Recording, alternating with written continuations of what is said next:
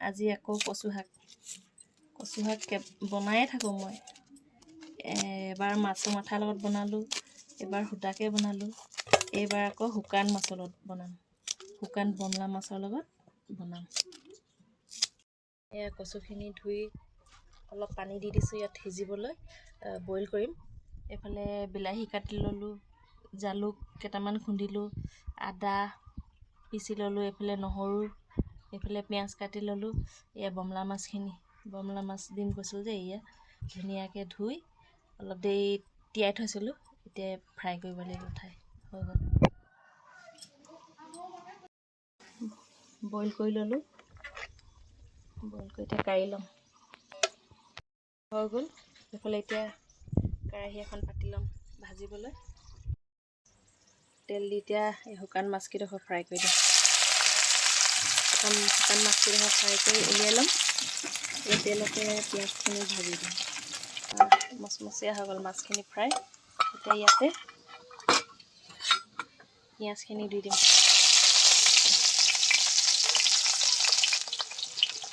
পেষ্টখিনি ভাজি ল'ম। নহৰু আদাখিনি দি দিলোঁ, ধুনীয়াকৈ ভাজি লৈছোঁ। এতিয়া ভাজি লোৱা হৈ গ'ল। এতিয়া মই ইয়াত বিলাহীখিনি দি দিম।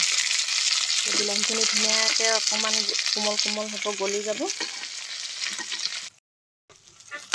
এয়া বিলাহীখিনি ধুনীয়াকৈ গলি গ'ল, ভজা হৈ গ'ল।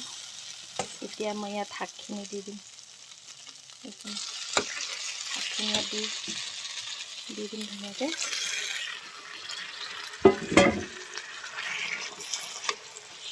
লৰাই দিম ধুনীয়াকৈ।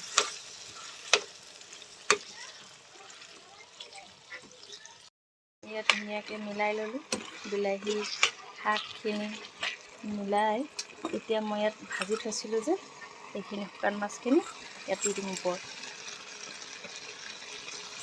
দি দিলোঁ, এতিয়া আকৌ লৰাই দিম।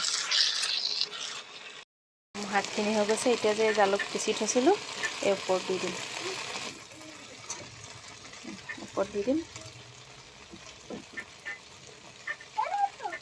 এতিয়া ওপৰত দিয়া জালুকখিনি মিলাই ল'ম। মিলাই 2 মিনিটমানৰ পাছত মোৰ কচু শাক বমলা মাছৰ ভাজি ৰেডি। এয়া মোৰ কচু ভাজি হৈ গ'ল। এই ওপৰত অকণমান ধনিয়া দি দিম।